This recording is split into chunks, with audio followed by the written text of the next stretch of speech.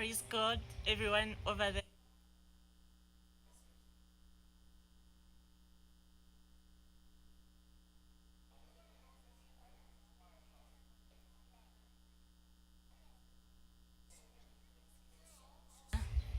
I just take this opportunity to say thank you for supporting the team that has come to Uganda.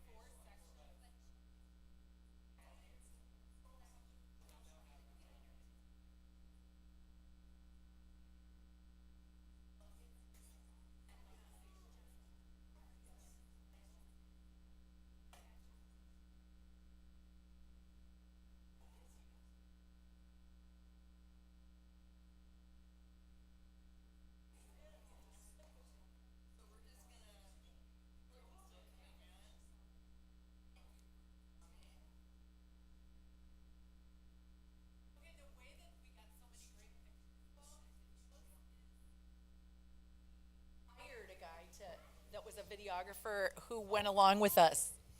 And so it was income for him. Yeah. He ended up being a young pastor that was amazing. Like, I can see future things with Chauvin too. He was amazing. But anyways, so some of these are like our cell phone pics, but a lot of credit goes to this young man, Chauvin, who's done a beautiful job of capturing our trip. So. I just want to say hi to Dan and Julius and Martha and Anya, Yes, Martha. Hi, guys. since they're watching. Okay, we're going to start with the video.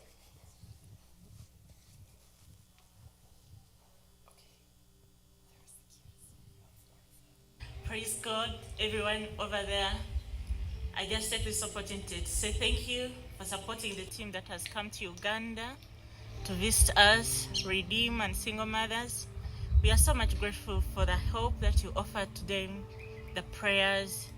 We thank you for the love. We are so grateful. We are so blessed that you love us so much. And we keep praying for you. And I ask you to keep praying for us. God bless you.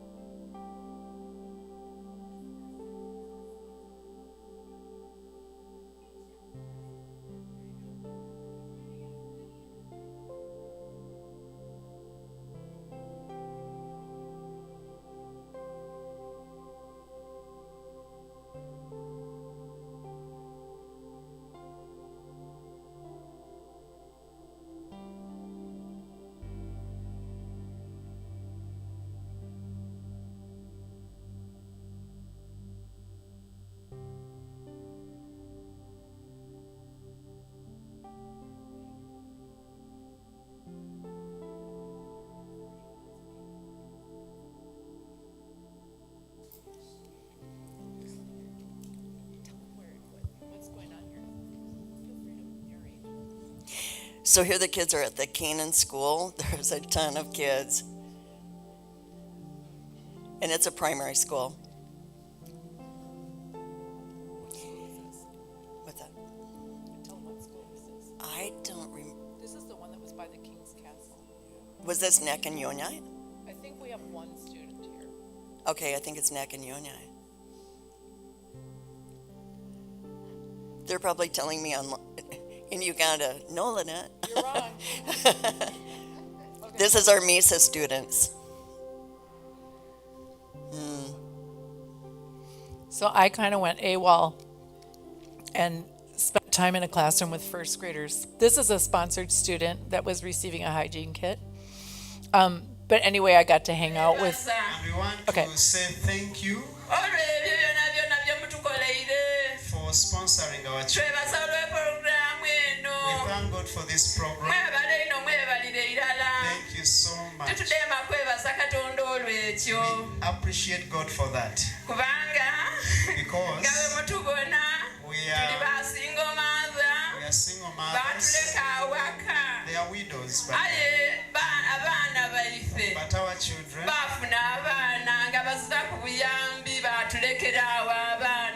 our children left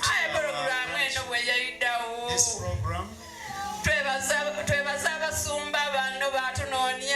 Our pastors looked for us. They helped our children come into this program.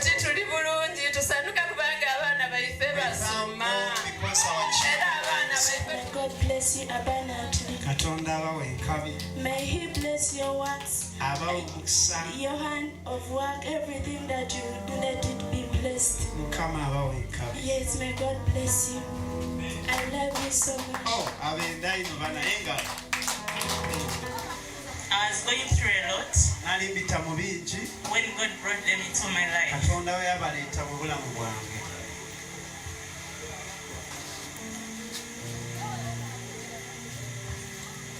And so, because of this ministry,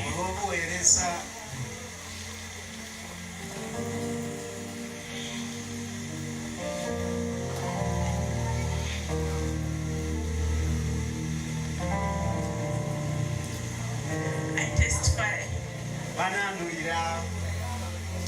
that God loves katonda anenda bana wandikubire ku yesu.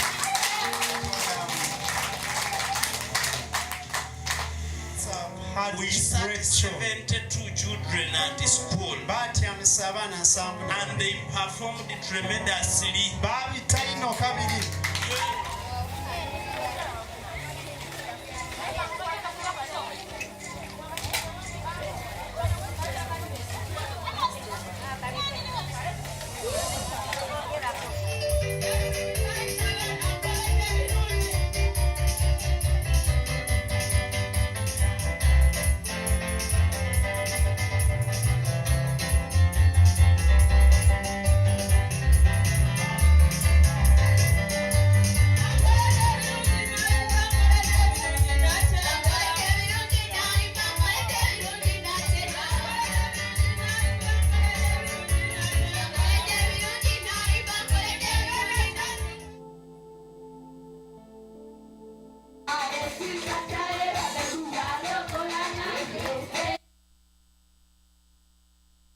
So that first section was things about Redeem, the sponsorship program. So if you have any questions about that you would like Lynette to field,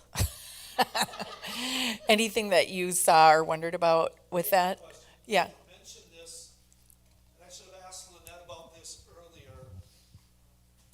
I should have mentioned it in my message, but I neglected to do so. But when we talked about giving financially and such, I didn't bring up the sponsorship program that we have a number of people in our congregation that have kids and such. So how do people find out more about that even here and such?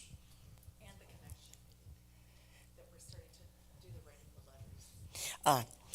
So we have about 65 kids that are sponsored, which is amazing.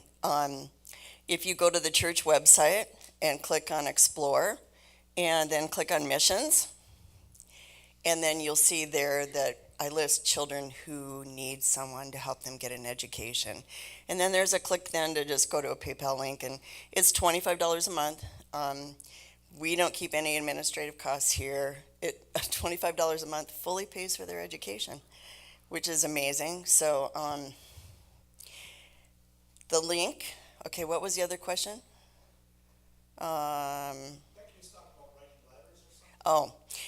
So we're also part of this ministry while we were in Uganda was how can we get you as sponsors better connected with the students? And so Becky's kind of taking the lead on that. And Nicole's taking the lead. Becky's coming under Nicole. It's a group effort. So Nicole has sent out letters and she sent out emails, and we're just really hoping that everybody responds. If you need some help, just let any one of us know as far as the software stuff. But those kids love to get letters from you guys. They love to hear from you. They love to know you're praying for them. And so we're just trying, and we know that you love to hear from them as well. So we're working on that piece too. And the other thing is, when you would talk to them, you knew that they are praying for you. And they love you, and they feel like what you have done has changed their circumstance. And it has. It has. It's hard for us, having been over there, to convey the magnitude of your support. But it has been is phenomenal. Talk about Dan and Julius and Martha, how the administration of all the different schools, Right. So when we were there, we visited the 4 primary schools. We didn't get a chance. We didn't have time to go to the secondary schools, but we went to each of the 4 primary schools. It was one of the reasons we go on these trips is to also witness the success of the program, how the money's used, how they interact. And it was awesome to hear the schools talk about how trustworthy Dan and Julius are and how much they respect them. And so when you're holding the rope, it's kind of important to know that you can trust the people on the other side. yeah, Becky's like, when you're holding the rope, it's important to know. Right, when we're here as a mission team, it's all about them holding that rope. Yes. I was wondering with the school teachers, I saw the school teachers, how much training do they have and how many children do they have to have in a classroom? Well, that was what I was going to tell you a little bit about. Okay. I kind of went AWOL I got sick of administrative meetings, just like normal, I can relate to that. just like life. And I kind of snuck off to a group that I thought, okay, they look like about first graders, which is what I loved all my life, right? And so they were just getting ready to go to break, and she says, come on back after lunch. And so I went over there. I brought some dice and taught her some dice games, and she was amazing. And like she would say something to the kids, and they'd all be like, zoop. They'd do whatever she said, like right away. And I kept thinking, their classrooms have, they're just so basic. Like there weren't even hardly books in the classrooms, like there's just hardly any supplies and things. And they're still just so in love with school and the fact that they get that privilege and that honor. And they'll say they want to come to the United States, and I'll be like, you know what you've got is a blessing here. Like truly, like I think of the way our kids feel about school, and it's embarrassing. And super into their education and working hard, and that was really cool to see the little kids. And you heard that guy testify that our sponsored kids are doing great in school. They're thriving, and they're keeping an eye on that. So that's pretty cool. Does that help you, Joanne? How many children was a teacher responsible for? Oh, I bet it was between 20 and 30. And there was probably three rows, and they were tight, kind of all over each other. And there's one chalkboard, and it looked, like what a corn crib looks like with the air. That's kind of what the classroom looked like, kind of like wood slats, but ventilation. I'm wondering if our battery's going dead here. So just a quick thing about schools over there is that they have private schools, they have government schools. The government schools get some money from the government, not a lot, but they get some. But they're the same otherwise. Yeah. Any other questions? So it's As we're streaming this, make sure you have a mic before you ask a question So- so that the people watching online can hear the question too. so the question from Cheryl was, how hot is it over there? And it's like 83 degrees like year round. However, that sun is directly overhead and it's very humid and it feels way hotter than that, right, Becky? The only relief I felt in the entire trip was a tropical storm that moved through in the morning. Go ahead and just say that. So Becky was just saying that the only time she felt relief was when there was a tropical storm that went through in the evening while we were sleeping. So for a lot of reasons, they closed it. We stayed with Anna Nakianzi, which was a perfect thing. She cooked for us, but she locks that whole house up, steel doors, the windows, everything at night for safety and for a lot of reasons. But for us, we're northern climate people, right? We're like, it just gets a little too warm for us. But you know what? Like, thank goodness that's the biggest thing we can complain about. Yeah. So it's warm there. We had fans. Yeah. Little tiny fans right at our face. Because their electricity there is very sporadic. Like I think it was one time there was almost 2 days we had no electricity. So how do you charge your phone? How do you charge your power devices that power up our fans? And yeah, that's what they deal with all the time. Yep. Any other questions? Yes, so I'll share this with you. We have almost 65 kids. We have about 65 kids, I haven't counted lately, that are sponsored. But when we were there were kids just everywhere. And the biggest thing, the mothers, everybody asked for was just for help getting their kids to school. We serve Dan and Julius, and they live in 2 districts. They each have a church in each district. And so our ministry serves those 2 districts, and in those, there's 1 million people in Jinja. Yeah, there's school. Yeah. And so, but within those two districts, there's 250 kids that can't get to school. Their parents are, their mothers, they're constantly trying to figure out a way for them to be able to attend school. Can you imagine your children being home all day? They're not with their friends, they're not learning.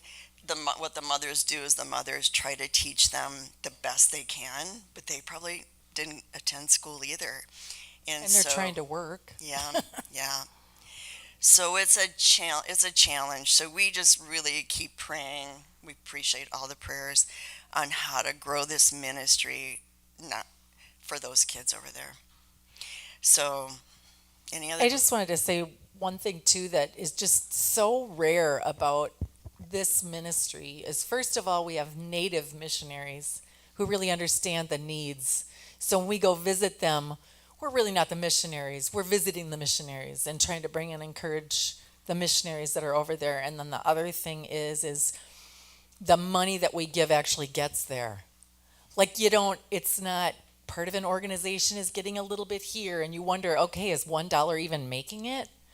It's like every dollar counts towards these ministries, which is amazing. I think it's probably incredibly rare for that. But anyway, I think the other good news, the thing I love about this is that those kids that are so poor and need a sponsor, they don't have to go to one of those two churches to be able to be on the radar for Dan and Julius.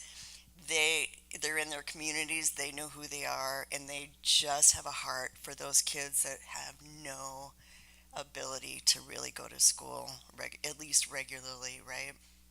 So, and they're all so missional. mhm, They're just all trying to win people to Jesus. Like yeah. I know we're going to probably get to this, but at every function that she ever has, they have an altar call, and people respond every time. When Anna first started building the Single Mothers with a Vision group, she's like, "Can Muslim women join?" Well, absolutely, right? Um, and so it's awesome. That group of women are awesome. They just take people in the fold. The, the girl that was in the wheelchair, actually Anna was the one that sent me a note that there was this disabled girl. Her mother was carrying her everywhere to the bathroom. She couldn't really go to church. She couldn't. I think we don't fully understand the impact of a wheelchair with a daughter that can't walk. She gave her testimony. She's like, the family was shamed. We just don't understand. We totally just don't understand that. How much did the wheelchair cost? It was like $175. It's like, Rita's prosthetic Yeah. foot was under 150, yeah, and it changed her life. yeah, Like, yeah. So we have three focuses now. One is the sponsor program, which is the core of what we do. Those kids get educated. They help everybody. They help their families. But the other thing that has come about is the single women who are now pretty connected to the sponsor program. These feminine hygiene kits are a big deal. We don't think about that. They can't afford. So 6 months ago, I said, "What do you guys need?" Right? He's like, it's probably more than 6 months ago. He goes, "We need sanitary pads. These girls once a month for a week cannot come to school because they don't have sanitary pads." Well, I'm like, I don't know how to make that happen, right? Because here they're perishable and we can't send enough for the rest of their life. So all of a sudden, we're connected with Threads of Hope, who show us how you can wash them and reuse them. And so the single mothers are making them they're selling them, but they're also providing them free for the sponsor program. So a lot of things are happening. Now we're getting into the medical arm. We have kids that are just so sick. Like recently, Larry and I were talking about whether we should show that picture, and we decided not to. This is totally understandable, but we had a kid that picked up a pot of water and he spilled it on his feet and had really severe burns. When you're there, you get it, right? They don't have hot pads. I didn't see any hot pads. And so what we do is we get them treatment so it doesn't get infected, and they wrap them. So there's just things that happen that impact their attendance at school. Like you can't go to school if you're have malaria. Yeah, I was gonna say another big piece was the malaria. You can't even prevent malaria because, like, my belly struggled with 8 to 10 days on malaria tablets. So it's not like something you can take all the time. So they just have to get malaria. And that was one of Dan's big, like, that was really hard on him. Like, he was advocating for it, and we were like, I don't know. Like, it was kind of funny. Tina was like, wow, Lynette, she plays hardball. Which I love. I appreciate it. You can't just like get $10 because you want it. Okay, I need a receipt for that. And they're listening to us online, and they would agree with the hardball thing, right? Totally. Right. They live day to day. They don't have a steady. Well, we pay salaries to Dan and Julius and Martha, but most people don't have a steady income. They can't plan. They get a little few Uganda shilling. They go buy food. Well, when somebody in their family gets sick, they don't have money for that. And so what has happened is they've gotten really sick. They've gotten advanced malaria, and then Dan will give money to Dan to go to deliver an IV treatment for their malaria because they're so sick. So we're trying to tackle it earlier, yeah, so they save money, treat more people earlier before they get super sick. But yes, we are about to fund, because of many generous givers, the medical arm for Redeem with a telescope and a centrifuge and slides and finger prickers and a whole bunch of other stuff, and then start to address those diagnoses. Dan can diagnose earlier. He has the skills. He has the experience. Like, what is that?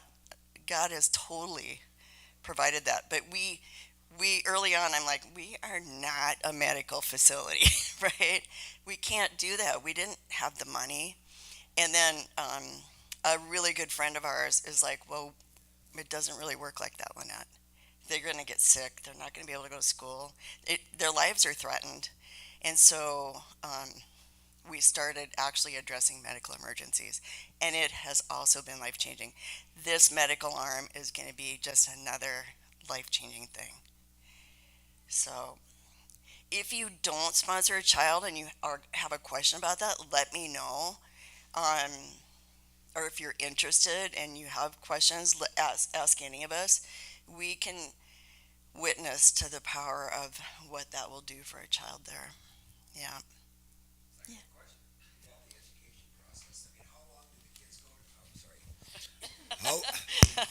How long do the kids go to school? Is it like here where they have a first through 12th grade or whatever? And when they're done with school, does the economy allow for them to actually find paying jobs? Is there enough work to be had if they have the education?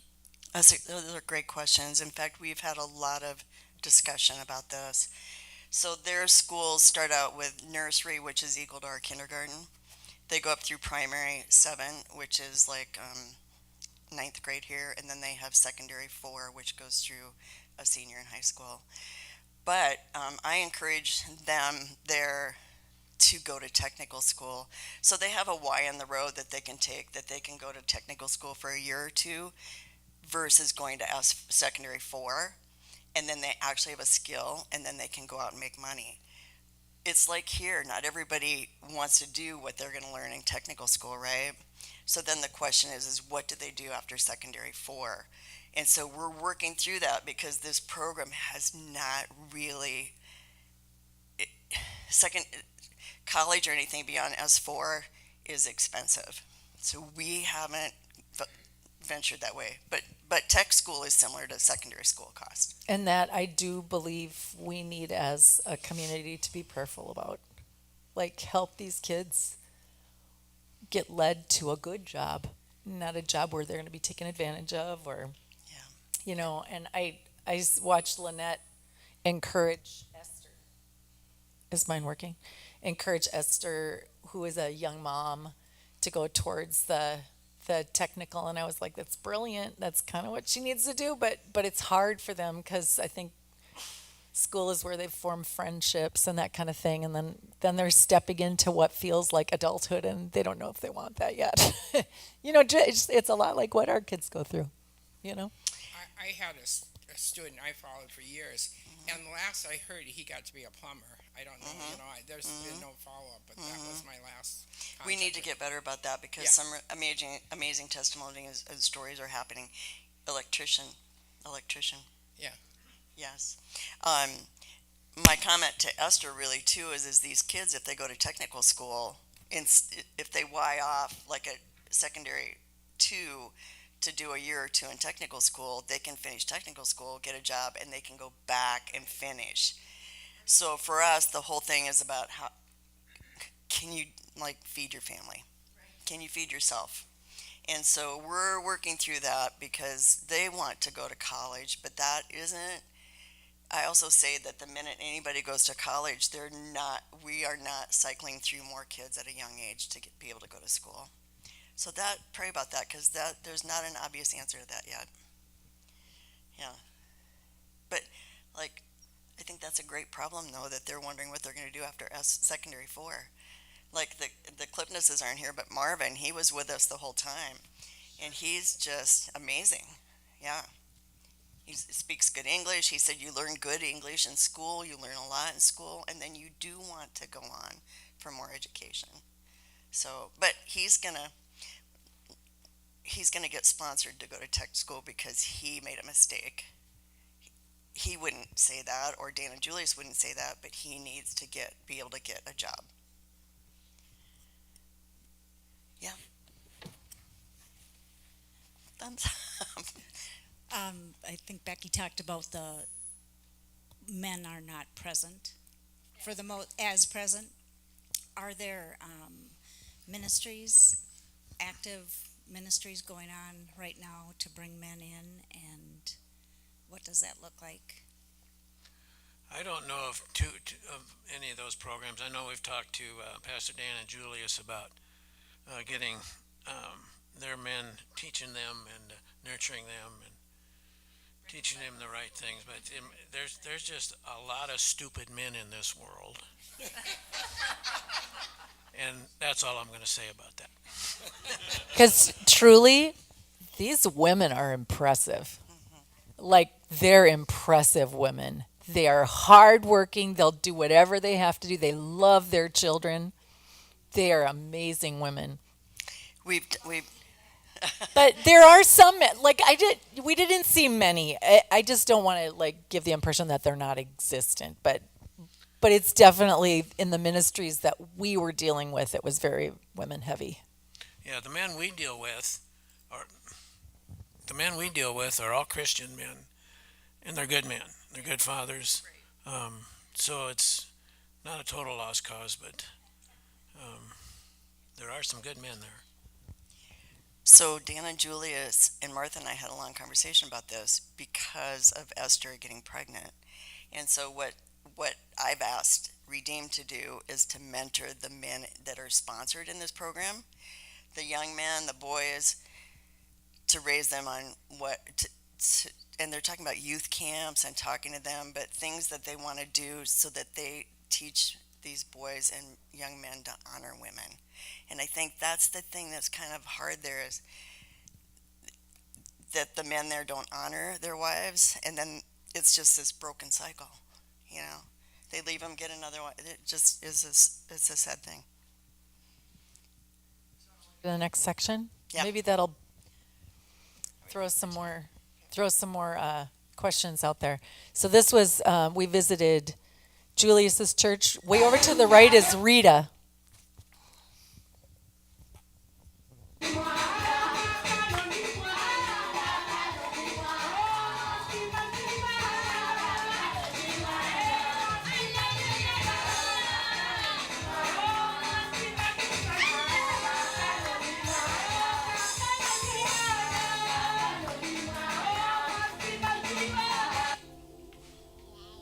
Hi, Pastor Taylor. Hi, Lake Union Church.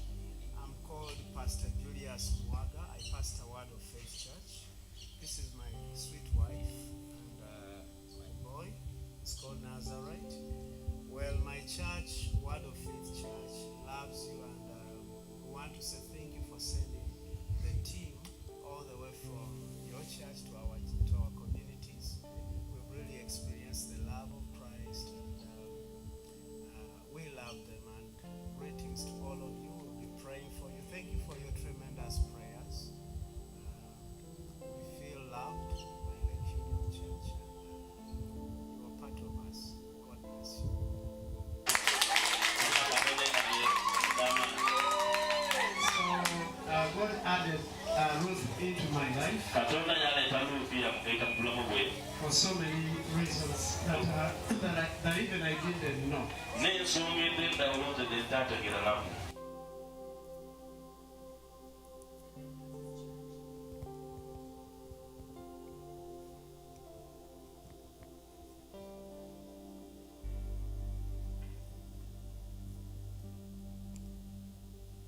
Yeah. Hi, Lake Union Church. Praise the Lord. Pastor Taylor, we love you. Pastor Shalanadan, pastor a church called Arise and Shine. Thank you for that team, really, that showed us love and even that added value on us. We love you. Thank you for praying for us. And we are here also. We send prayers to you. May the Lord bless you for everything you did to us. Be blessed.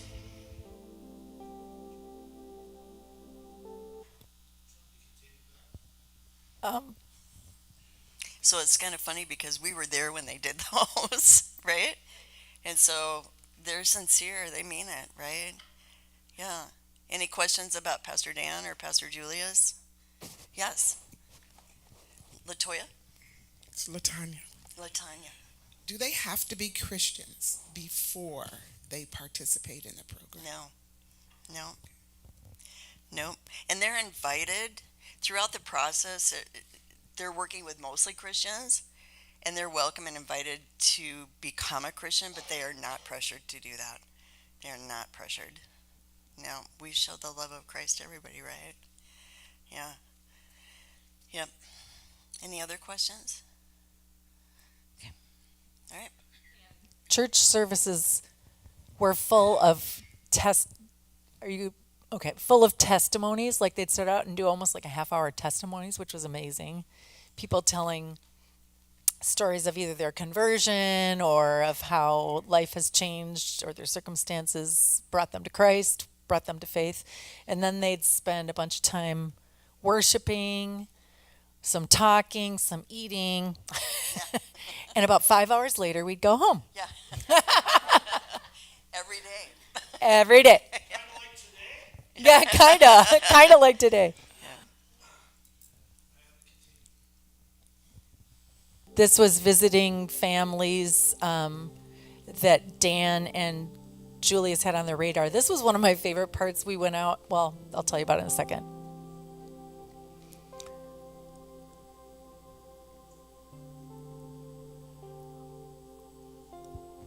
Larry alluded to the group that was brick making, and I think there's a few pictures of them coming up next. You'll figure it out. But that was a pretty amazing experience to go watch that. What hard workers they are. So this church provided a bunch of money so that we could take to these 6 families a month's worth of food each. So you saw Julius carrying food. Explaining how they take an anthill and prepare the soil using water and mixing it with their feet and their hands, and then they mold the bricks, each brick individually. And then after they get done and have a whole bunch of molded bricks, then they have to fire them in a big kiln that they made.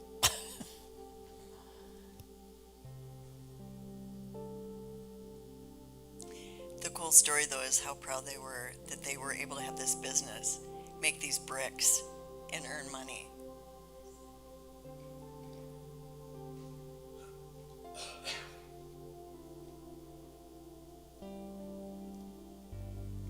Do you remember her name? Was that Rachel? No. She was Rebecca. Rebecca.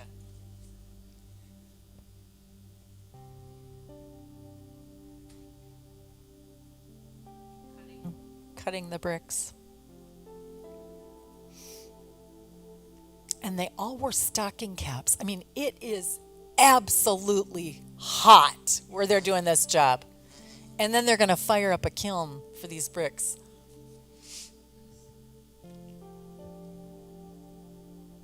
It's Rebecca squared right there. They put the bricks on top of that. So then the construction companies come out and pick up the bricks from their place, so they don't even have to deliver, which is kind of cool.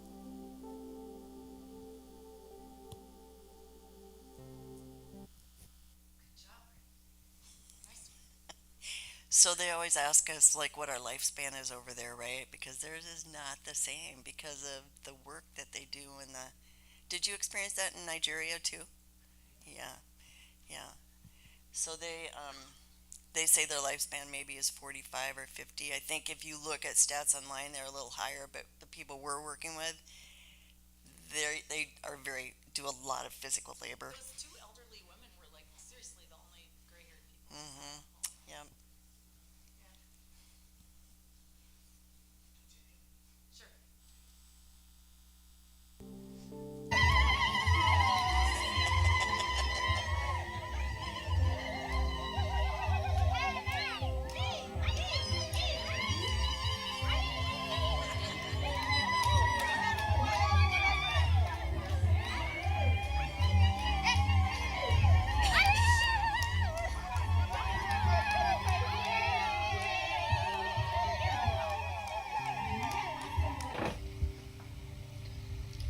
I'm Anna.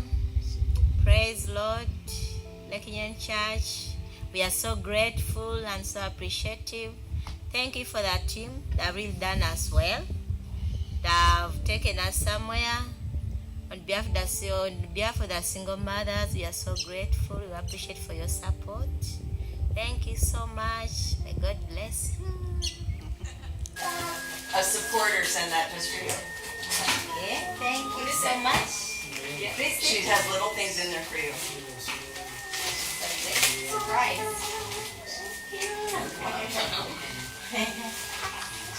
Is that you singing? Try put the machines this side, then this side the table for the computers, then that side, so making machine.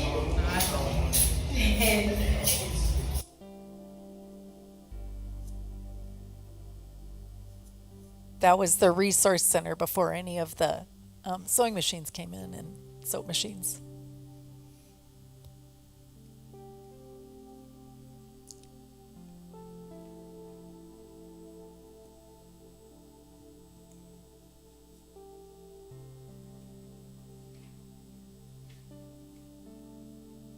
There were so many mothers that came. They set up tarps outside. Yeah.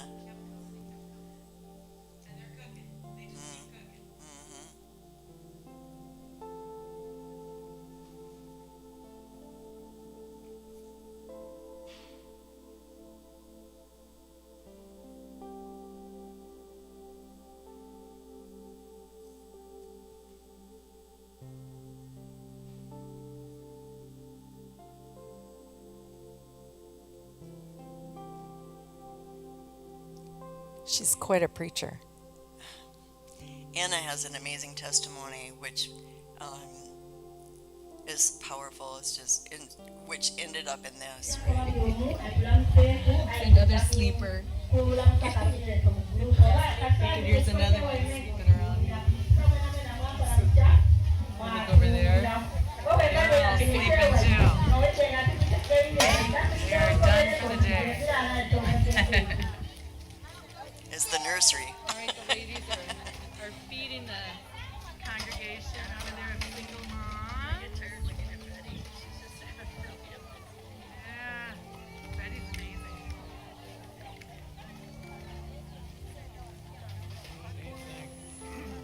And here's the people that did no work but ate like crazy.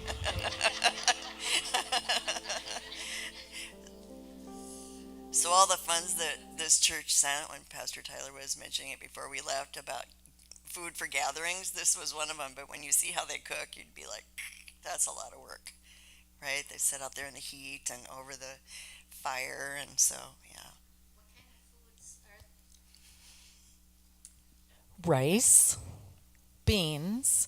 What's the Matoke. Matoke is a cooked green banana, and then they put the banana, when you saw banana leaves over the pan, that was matoke.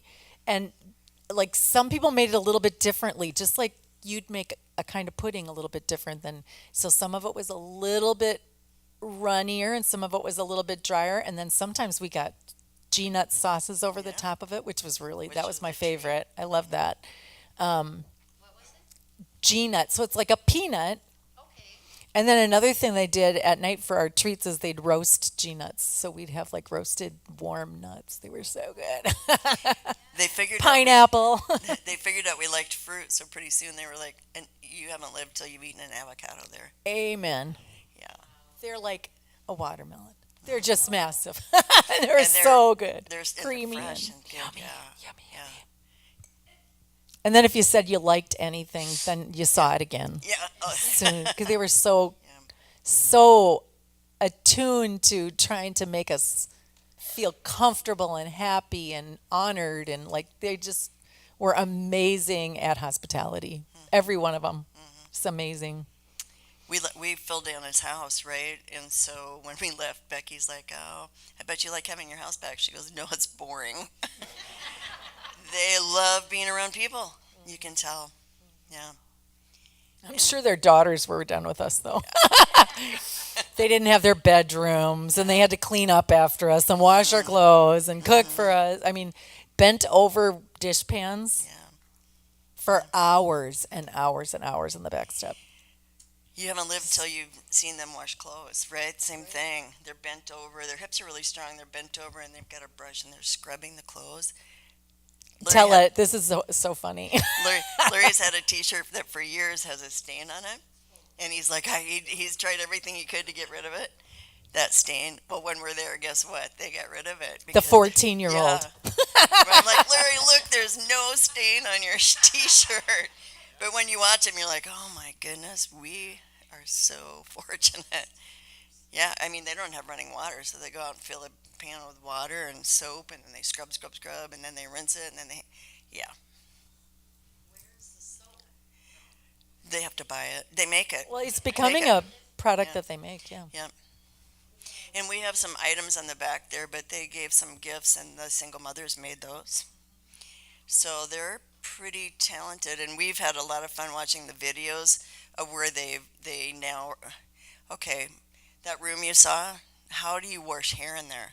Well, they have a sink, and they have buckets, and so there's no running water in there. They're just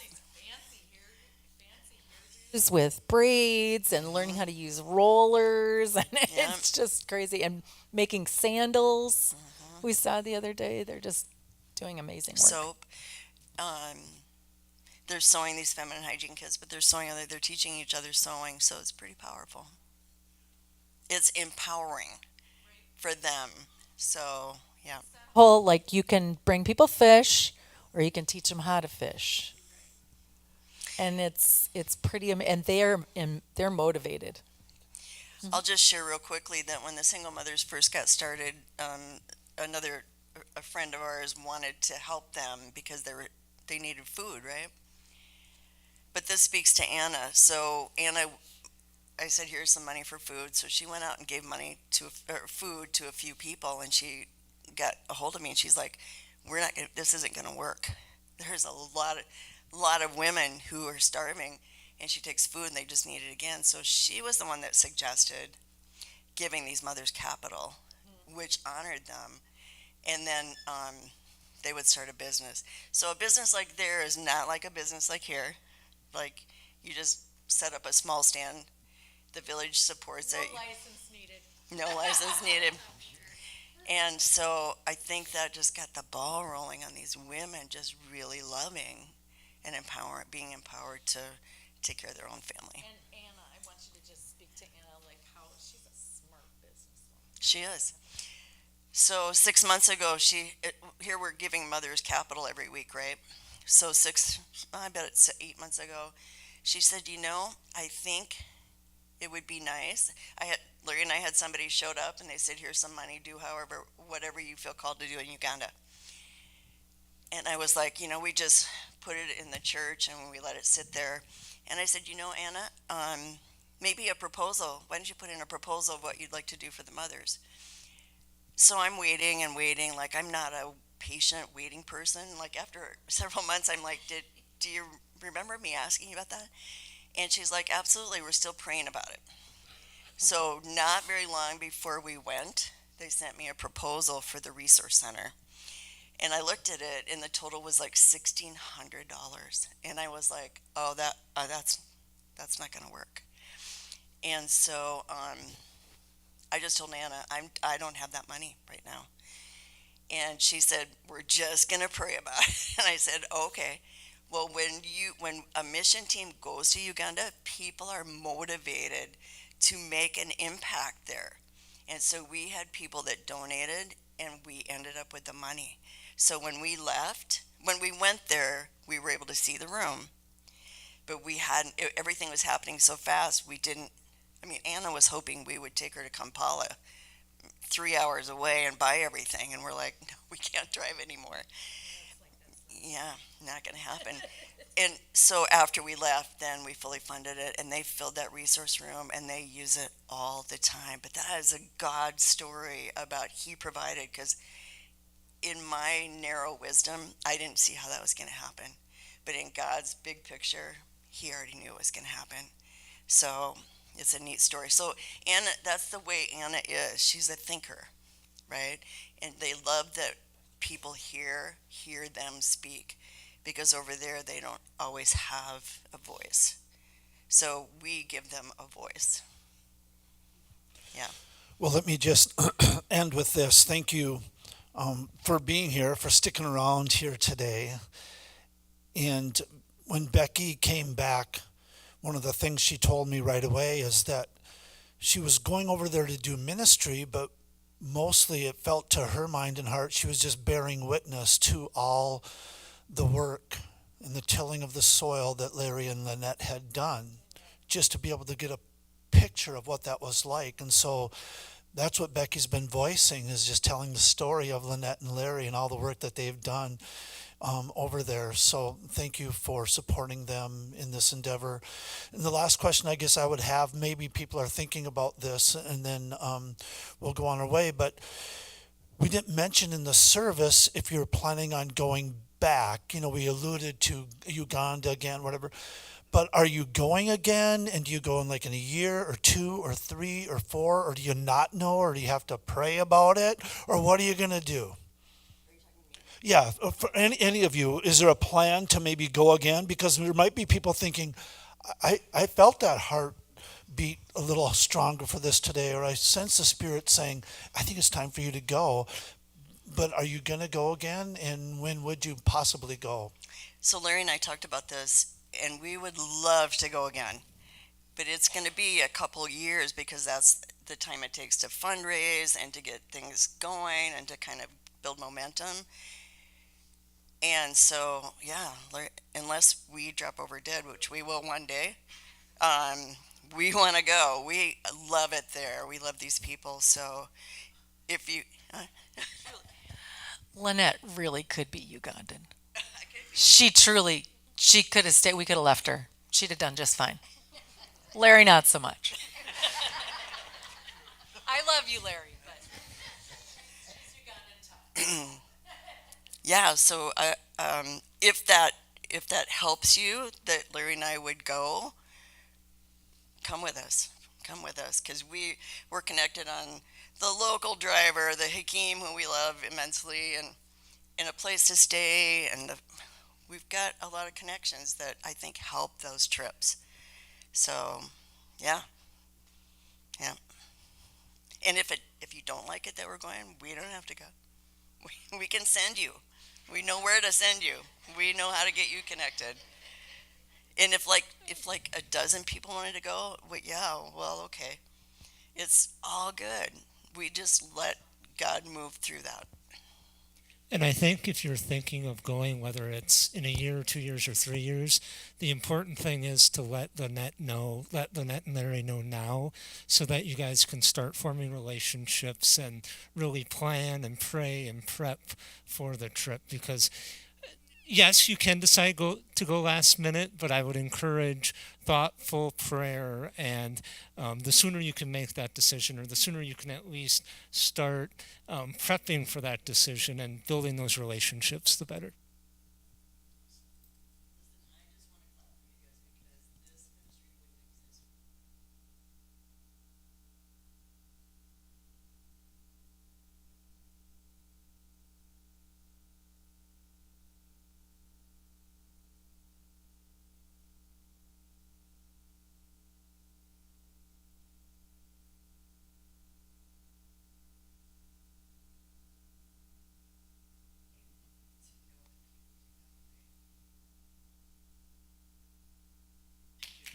Thank you.